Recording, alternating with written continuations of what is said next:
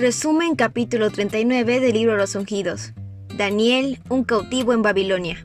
Entre los hijos de Israel que fueron llevados a Babilonia se encontraban hombres y mujeres que eran tan fieles a los buenos principios como el acero, que honrarían a Dios aun cuando lo perdiesen todo. En la tierra de su cautiverio, habrían de ejecutar el propósito de Dios como sus representantes. Debían considerar como alto honor la fe que sostenían y el nombre de adoradores del Dios viviente. El hecho de que esos adoradores de Jehová estuviesen cautivos y de que los vasos de la casa de Dios se hallaran en el templo de los dioses babilónicos era mencionado jactanciosamente por los vencedores como evidencia de que su religión y sus costumbres eran superiores a las de los hebreos. Sin embargo, Dios dio a Babilonia evidencia de su supremacía, de la santidad de sus requerimientos y de los seguros resultados que produce la obediencia. Daniel y sus tres compañeros son ilustres ejemplos de lo que puede llegar a ser los hombres que se unen con Dios. Desde la sencillez de su hogar, esos jóvenes de linaje real fueron llevados a Babilonia, la más magnífica de las ciudades, y a la corte del mayor monarca del mundo. Eran jóvenes apuestos, sin ningún defecto físico, y sabios y aptos para el servicio en el palacio real. Nabucodonosor resolvió que se los educase para que pudiesen ocupar puestos importantes, que aprendiesen el idioma de los caldeos durante 3 años. El rey no obligó a los jóvenes hebreos a que renunciasen a su fe para hacerse idólatras, sino que esperaba obtener eso gradualmente, dándoles nombres que expresaban sentimientos de idolatría, poniéndolos en trato íntimo con costumbres idolátricas y bajo las influencias de ritos seductores del culto pagano. Esperaban inducirlos a renunciar a la religión de su nación y a participar en el culto babilónico. En el mismo comienzo, el carácter de los jóvenes fue probado de una manera decisiva. Se había provisto que comiesen del alimento y bebiesen del vino que provenían de la mesa real. Pero como una porción de estas cosas se le ofrecía a los ídolos, compartirlo sería considerado como tributo de homenaje a los dioses de Babilonia. Obrar así habría sido colocarse de parte del paganismo y deshonrar los principios de la ley de Dios. Tampoco podrían correr el riesgo que representaba el efecto enhebrador de la lujuria y la disipación sobre el desarrollo físico, mental y espiritual. A Daniel y sus compañeros se les había enseñado que Dios los tendría por responsables de sus facultades y que no deberían atrofiarlas ni debilitarlas. Ninguna influencia podría apartarlos de los principios que habían aprendido temprano en la vida a través del estudio de la palabra y las obras de Dios. Daniel podría haber hallado en las circunstancias que lo rodeaban una excusa para apartarse de hábitos estrictamente temperantes, pero Daniel no vaciló. Daniel se propuso no contaminarse con la comida y el vino del rey. Esta resolución fue apoyada por sus 3 compañeros. Al llegar a esta decisión, los jóvenes hebreos no obraron presuntuosamente. Si hubiesen dado este primer paso en la dirección errónea, este los habría conducido a otros pasos similares, hasta que, cortada su relación con el cielo, se vieran arrastrados por la tentación. Dios había hecho que Daniel se ganara el afecto y la simpatía del jefe de los oficiales, y la petición de que se le permitiera no contaminarse fue recibida con respeto. Sin embargo, el príncipe vaciló. Explicó a Daniel: «Tengo miedo de mi señor el rey. Si él llega a verte más flaco y demacrado que los otros jóvenes de tu edad, por culpa tuya me cortarán la cabeza». Daniel apeló entonces a Melzar, oficial encargado especialmente de la juventud hebrea. Pidió que se hiciese una prueba de 10 días. Durante ellos se proveería alimento sencillo a los jóvenes hebreos. Melzar consintió en ello, aunque con temor. Al final de la prueba de 10 días, el resultado era opuesto a lo que habían temido. Estos jóvenes se veían más sanos y mejor alimentados que cualquiera de los que participaban de la comida real.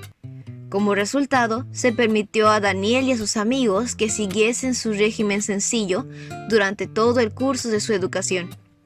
Los jóvenes hebreos estudiaron 3 años, manteniéndose fieles a Dios y confiando constantemente en su poder. No era el orgullo ni la ambición lo que los había llevado a la corte del rey. Eran cautivos, puestos en un país extraño.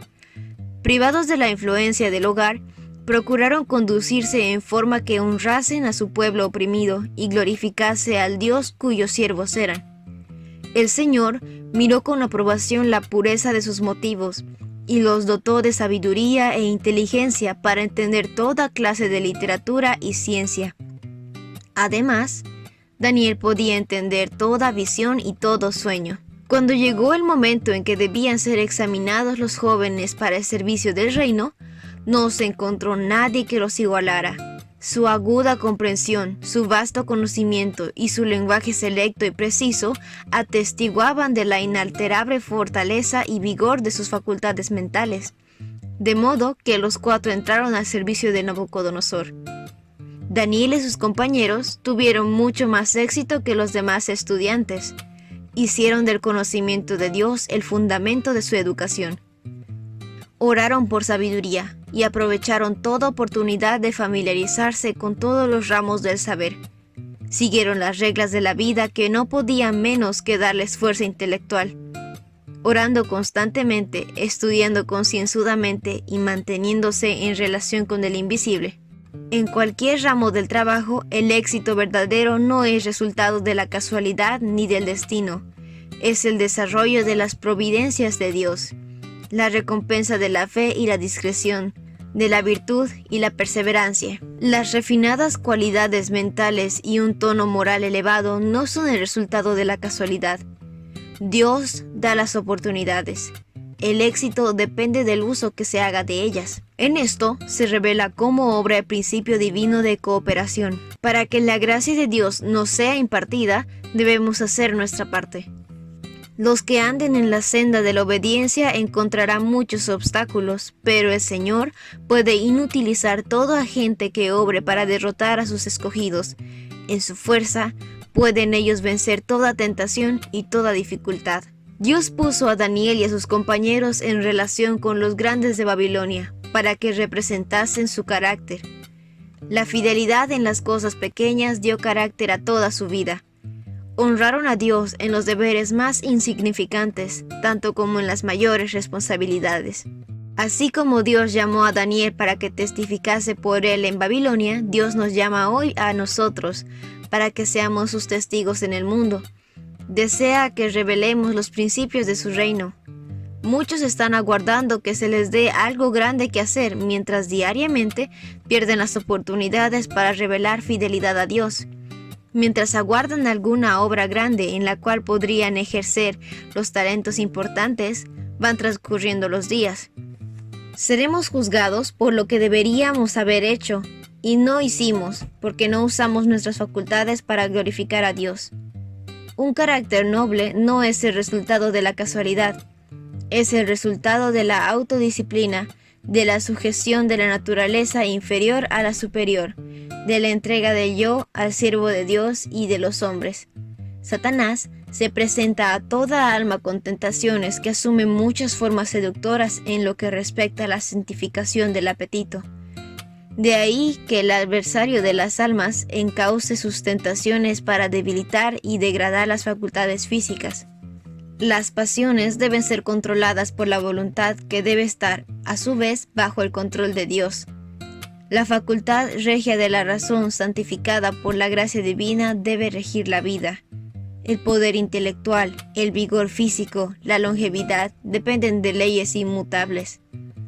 Los jóvenes de hoy pueden sacar fuerza de la misma fuente y revelar la misma gracia en su vida, aun en circunstancias muy desfavorables, aunque rodeados por tentaciones a satisfacer sus apetitos, especialmente en nuestras grandes ciudades, donde resulta fácil y atrayente toda complacencia sensual. Por la gracia de Dios pueden resistir toda tentación que asalte el alma.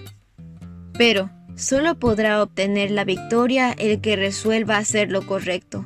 La vida de Daniel y sus compañeros es una demostración de lo que él hará en favor de los jóvenes y los niños que hoy se entreguen a él y procuren con todo el corazón realizar su propósito. Y ese fue el resumen del capítulo 39 del libro Los Ungidos. No olvides compartir el video con tus compañeros de clase o con las personas que tú crees que puedan necesitar este resumen. Nos vemos la próxima.